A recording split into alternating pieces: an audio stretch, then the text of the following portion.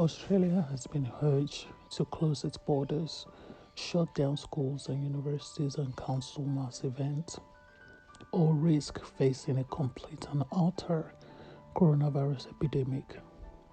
So, Grattan Institute's chief executive John Daly called for Scott Morrison to follow the lead of Japan, Hong Kong, and Singapore, which have introduced radical social distancing measures to curb the spread of the COVID-19.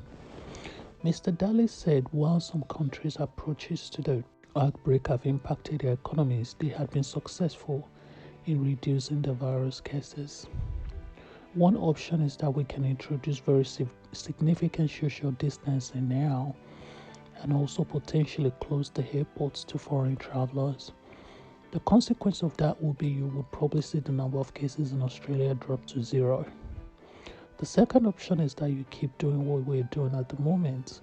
At some point, it's likely that we'll start to see significant more person-to-person transmission in Australia. This is serious. Mr. Daly warned if Australia keeps up its non-stringent measures like Italy, our cases will climb pretty quickly and the fatality rate would skyrocket. Dr. Mohamed Mohsen, who runs a number of GP clinics, called for all public events, schools, businesses, childcare centers, and universities to be shut down for a month. He says this is the only way we can avoid a complete and utter epidemic in Australia. Otherwise, the virus will spread and it will devastate the country and the economy. We must do it before winter arrives. This is absolutely critical. I really hope Scott Morrison is listening to this. Dr. Mohsen said the only way to stop the spread of coronavirus is for workers and students to work and study from home. A number of schools in New South Wales and Melbourne have temporarily closed because of the coronavirus, but Education Minister Dan Tehan doesn't expect statewide closures.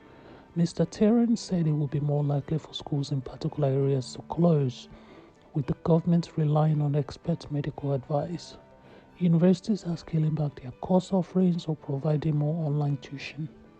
South Cross University has gone further, temporarily closing its Gold Coast and Lismore campuses on Wednesday after a staff member visiting from the Philippines tested positive to the virus. The staff warnings come as Australia's coronavirus cases jumped to 129, surpassing 100 cases just 24 hours earlier. So China's death toll has reached 100 just 9 days after it went over 100 COVID-19 cases. In Italy, Europe's epidemic for the outbreak, 100 people died 10 days after the country reached 100 cases. Only 12 people have died in Japan, whose measures have been more strict. Italy's alarming rapid outbreak of the virus prompted Scott Morrison to announce a travel ban for foreign nationals from Italy from Wednesday night. It comes as medical experts warned Australia's hospitals will become swamped by thousands of coronavirus patients within a month. Cases of COVID-19 are doubling every 6 days around the world, and a similar rate is predicted in Australia. Professor Raina McIntyre, the head of biosecurity at the University of New South Wales Kirby Institute, said Australia's rate of infection could soon be on par with the rest of the world. If it becomes widespread, there is the potential for the health system to be overwhelmed, she said. With 129 confirmed cases in Australia, the number could climb to more than 3,200 patients within 4 weeks, based on the 6-day doubling model.